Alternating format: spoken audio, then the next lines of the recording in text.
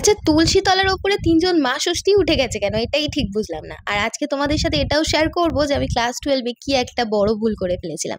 সকালবেলা এদিকে পাউরুটি আনতে যাওয়ার জন্য হচ্ছে রাগারাগি।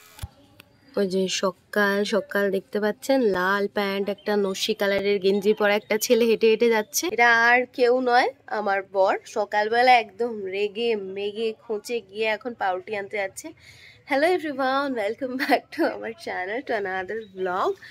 আজকে আমার গলা পুরো বসে রয়েছে, কারণ কালকে সারাদিন বর্ধমানে যা ধকল গেছে। তারপর এসে সন্ধেবেলা স্নান করে আমাকে শ্যাম্পু করতে হয়েছিল, চুলের অবস্থা যা হয়ে গিয়েছিল। সেই সব করে আমার কালকে অর্ধেক বডি ছেড়ে দিয়েছিল, আর যেটুকু ছাড়েনি সেটা আজকে ছেড়ে দিয়েছে। মানে গলা বসে গেছে, মাথা যন্ত্রণা করছে, হাত পা একদম সার পাচ্ছি না। অথচ আজকে সারাটা দিন শিডিউল, কি করে যে সব ম্যানেজ করব আমি সেটাই বুঝতে পারছি না। তার মধ্যে আজকে অমাবস্যা পুজো ছিল, কিন্তু আজকে কারোর ছুটি নেই। আর হচ্ছে গিয়ে কি বলে, বিকেলবেলাও আজকে সম্ভব নয়, কারণ সম্রাটের ফিরতে অনেকটা রাত হবে। ভাই বাবা তো এমনিতেই রাত করে ফেরে। সেই জন্য আজকে সকালবেলা সম্রাট ঘুম থেকে উঠে তাড়াতাড়ি উঠে চিড়ে দই দিয়ে পুজো করে দিয়েছে। মানে অন্ন ভোগ টোকগুলো এই মাসে আর সম্ভব হয়ে ওঠেনি, তাও যেটুকু নিয়ম করতে হয় সেটা করে পুজো দিয়ে দেওয়া হয়েছে। পুজো দিয়ে নেমে এসে মহারাজ শুনছে যে ব্রেকফাস্ট বানানো হয়নি, আর ওনাকে নাকি আজকে তাড়াতাড়ি যেতে হবে 9:45-র মধ্যে। তাই জন্য রেগে মেগে গিয়ে ইয়ে আনতে গেছে, পাউরুটি আনতে গেছে। প্রথমে বলছে চিড়ে দই খেয়ে চলে যাচ্ছি তাহলে, যেটা পুজো দিয়েছিল। তারপর আমি বললাম যে না, তুমি নিয়ে আসো, 5 মিনিট লাগবে, সবে 9:15 বাজে, তুমি খেয়ে ইজিলি বেরিয়ে যেতে পারবে। তারপর এই গেল, চলো নিচে যাই। আর হচ্ছে গিয়ে আজকে আমার একটা স্কুলে ইন্টারভিউ ছিল বা আছে, কিন্তু কালকে রাতে আবার ডিসাইড করলাম যে যাব না। কারণ হচ্ছে কি, না করে দেবো ফোন করে। কারণ হয় কি, প্রাইমারি স্কুলগুলোতে ফিজটা খুবই কম হয়, মানে যে রেমুনারেশন স্যালারিটা ভীষণ কম হয়। তার থেকে আমার মনে হয় যেন একটুখানি একেবারে শেষ হোক হায়ার স্টাডিজটা, তারপরে এইসব কিছুর জন্য অ্যাপ্লাই করব। এখন মানে গিয়ে আমি ঠিক পুষিয়ে উঠতে পারবো না, কারণ আমার যেরকম যে পরিমাণ আর্নিংটা হয়ে যায় প্রাইভেট টিউশন থেকে, সেটা আমার মনে হচ্ছে যে স্কুলের সময়টা অনেকটা বেশি দিতে হবে, কিন্তু আমি আমার এক্সপেকটেশন আমার ম্যাচ করবে না স্যালারিতে। সেই জন্য ডিসিশনটা চেঞ্জ করব ভাবছি। দেখা যাক, এখনও কিছু ভেবে উঠতে পারলাম না। তো জাস্ট ফ্রেশ হয়েছি, স্নানও এখনো হয়নি। তো ঠিক আছে, চলো নিচে যাই, আবার কথা বলছি পরে। প্রত্যেক দিন অন্যদের বাড়ির মতো আমাদের বাড়িতেও এই সকালবেলাটা নানা রকম ধরনের আলোচনা থাকে, আলোচ্য বিষয় হয় নানা রকম। এই যেমন বাড়ি রং করানো, ছাদে আরেকটা তলা তুলে দেওয়া, পাশের বাড়িতে কি কালারের রং করা হচ্ছে, এবং অন্যদের হচ্ছে গিয়ে কি রাজনৈতিক বৃত্তান্ত বা নানা রকম অর্থনৈতিক রাজনৈতিক সব রকম আলোচনা হয়। এই ধরনেরই একটা আলোচনা আমাদের ঘরে আজকে হচ্ছিল, আমাদের বাড়ি রং করানো নিয়ে।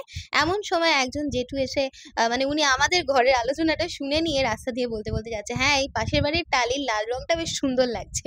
আমি তো শুনছি যে আচ্ছা, মানে আমাদের গলার আওয়াজ ঠিক এতটাই বেশি, গলা তো না যেন ধর্মতলা, যে রাস্তা দিয়ে যারা যায় তারা পুরো আমাদের আলোচনা অ্যাজ ইউজুয়াল শুনে রিপ্লাই দেওয়ার মতন অবস্থাতেও থাকে। তো সেই আলোচনায় এই যে যোগ দিয়েছে আমার বর আর আমার শাশুড়ি মা। তারপরে ওই কাকু যখন চলে গেলেন, তারপর ওনারা আবার ওনাদের ব্যাক টু ওয়ার্কে চলে এসে আবারও আলোচনায় জুড়ে গেছে। এই যে সম্রাট যে গেঞ্জি আর প্যান্টটা পরে আছে, আমাদের পাশের বাড়িতে ঠিক ওরকম সেম টু সেম রং করা হচ্ছে।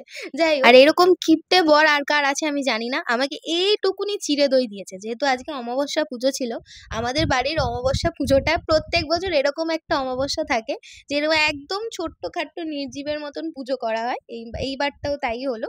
আমি দেখেছি বিশেষ করে এই জুন নাহলে জুলাই মাসটা এরকম একবার হয়, জুনটা না, স্পেশালি জুলাই মাসটা।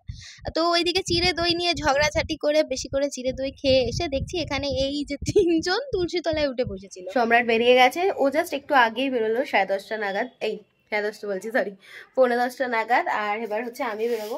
আর আগের দিনকে সম্রাটের জন্য একটা পেঁপে নিয়ে এসেছিলাম, এটা 2 দিন হয়ে গেল, এখনো পাকছে না, অ্যাজ ইট ইজ রয়ে গেছে। আমার মনে হচ্ছে পেঁপেটাকে চালের ড্রামে রাখতে হবে, আদারওয়াইজ এটা পাকবে না। আর যদি সেদিন কি ভাগ্যিস উপরে রেখে দিয়েছিলাম, নিচে রাখলে কেউ না কেউ ওটা ফ্রিজে ঢুকিয়ে দিত, ব্যাস পেঁপেটা যেত একদম, আর পাকতোই না ওটা। তো এবার আমি মোটামুটি স্নান করে উঠে একেবারে জামা পরে নিয়েছি, একটু ধুনো জ্বালিয়ে দিয়ে চুল টুল বেঁধে বেরিয়ে যাবো। কদিন ধরে না আমাদের এলাকাতে আবার একটা সমস্যা দেখা দিয়েছে, যে সমস্যাটা প্রত্যেক বছর আমরা সবাই ভীষণ ভয় পাই, যেটা হচ্ছে ছোট ছোট মশার উৎপাত। মশার ওষুধও দিতে এসেছিল আজকে আমাদের এই পাড়াটাতে। তার কারণ হচ্ছে এই সময়টা প্রচুর ডেঙ্গু ম্যালেরিয়া এই সমস্ত উপদ্রব বেড়ে যায় হঠাৎ করেই। তো এটা আমার খুব ভয় লাগে, ডেঙ্গু তো আমার মারাত্মক ভয় লাগে। সম্রাটের ভাই দুজনেরই একবার একবার ডেঙ্গু হয়ে গেছে, আমার কখনো অভিজ্ঞতা হয়নি, কিন্তু ডেঙ্গু রোগটা আমার মারাত্মক ভয় লাগে। মানে কারোর না হোক, আমাদের শত্রুরও না হোক, এই জ্বরটা এতটাই খারাপ। তোমাদের সাথে তো আমি প্রত্যেক মাসের আমার আমার স্কিন কেয়ার প্রোডাক্ট চেঞ্জ হয় তোমরা জানো। তো এই মাসে মানে জুনের, এই না জুন না, জুন চলে গেছে, জুলাইয়ের স্কিন কেয়ার রেঞ্জে কি আছে আমি একটু দেখিয়ে দিই। এদের মধ্যে এইটা, আর এইটা হচ্ছে লাস্ট মান্থেই কেনা। এটা এখনো আমার মনে হচ্ছে এই বছরটা চলে যাবে। এই সিরাম না সরি, এই টোনারটা এতটাই কি বলবো সুন্দর, যে এটা খুবই অল্প পরিমাণে পুরো ফেস নিয়ে কভার হয়ে যায়। তো এই মানে কেয়া শেটের অনেকদিন পর একটা প্রোডাক্ট ব্যবহার করলাম। কেয়া শেটের প্রোডাক্ট সেই ছোটবেলায় ব্যবহার করতাম, ছোটবেলায় মানে মানে দেখেছি আর কি, দিদি ফিদি মা ফারা মাখতো।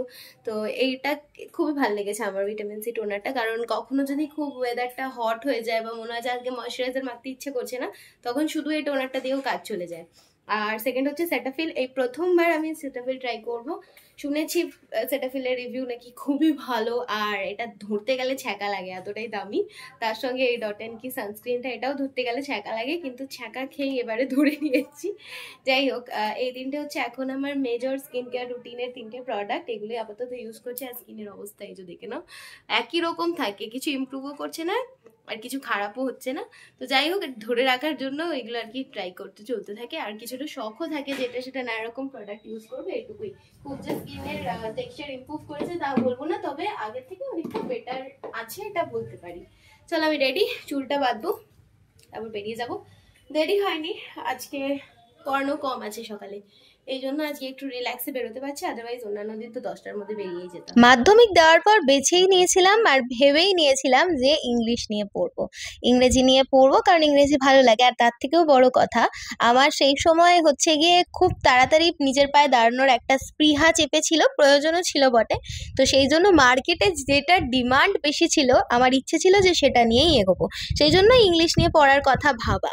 তো আমি কি করেছিলাম, আমি 11-12-এ নিজের সাবজেক্ট সিলেকশনের সময় সব থেকে সোজা সোজা যে সাবজেক্টসগুলো হয় আর যাতে স্কোর ভালো ওঠে সেই 4টে সাবজেক্টই রেখেছিলাম।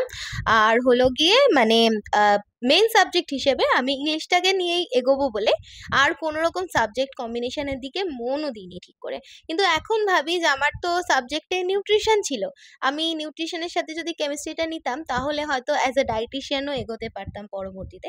কিন্তু আমি আমার ডিসিশন নিয়ে একটুও রিগ্রেট ফিল করি না। অনেকে ভয়ও দেখিয়েছিল জানেন তো, যে ইংলিশ নিয়ে পড়ছো, তোমার যদি স্কোর ভালো না হয় তাহলে কিন্তু তুমি এগোতে পারবে না, কারণ অনার্সে সবাই নাকি ভালো স্কোর করে বেরোতে পারে না। কিন্তু আমি মানে ভগবানের কাছে খুবই বেশি ভগবানের কাছে আমি থ্যাঙ্কফুল, কারণ আমি এগোতে পেরেছি, শিখতে পেরেছি।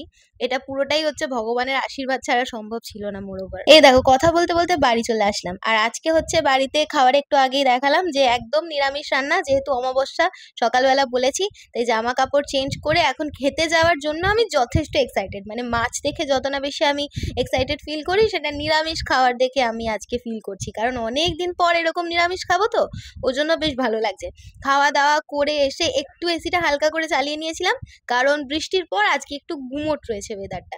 আর এখন চুল খুলে চুল শুকিয়ে একদম হচ্ছে, চুল যেই শুকিয়ে যাবে চুলটাকে একদম টাইট করে বেনি করে ঘুমিয়ে পড়বো, টানা 1 ঘন্টা ঘুমাবো, কারোর সাথে কোনো কথা হবে না। চুলের যত্নে না স্কাল্প মাসাজ করাটা খুবই উপকারী, কারণ আমার একবার হচ্ছে কি ক্লাস 8-এ পড়াকালীন প্রচন্ড হেয়ার ফল হচ্ছিল, চুল একদম ঘাড় অব্দি ছোট ছোট করে কেটে ফেলেছিলাম। সে চুল কোনোভাবেই বাড়ে না, মানে 9-এ উঠে গেছি, 10-এ উঠে গেছি, 2 বছর হয়ে গেছে, চুল কোনোভাবেই বাড়ছে না। তখন হচ্ছে কি ওই আমি ইউটিউব দেখে একটা স্কাল্প মাসাজ শিখেছিলাম, সেই স্কাল্প মাসাজ করে করে আমার কিন্তু চুল বড় হয়েছিল, থিকও হয়েছিল, আর রিগ্রোথও হচ্ছিল। কিন্তু এখন সময়ের চাপে পড়ে ঠিকমতো তেলই মাখতে পারি না, আর ওদিকে স্কাল্প মাসাজ করা তো অনেক দূরের কথা। মানে বিয়ের পর একটু চাপও বেড়ে গেছে, ভিডিওর কাজ নিয়ে, নিজের পার্সোনাল কাজ, পড়াশোনা সমস্ত কিছু মিলিয়ে বড্ড চাপ হয়ে গেছে। তো এইভাবেই দিনকাল চলছে, আশা করি একটু ফ্রি হয়ে আবার নিজের দিকে ধ্যান দিতে পারবো। এখন তো ঘুমাবো, এখন আর কোনো রকম কথা হবে না। চলো বাই বাই, দেখা হবে কালকে নতুন একটা ব্লগে। বাই।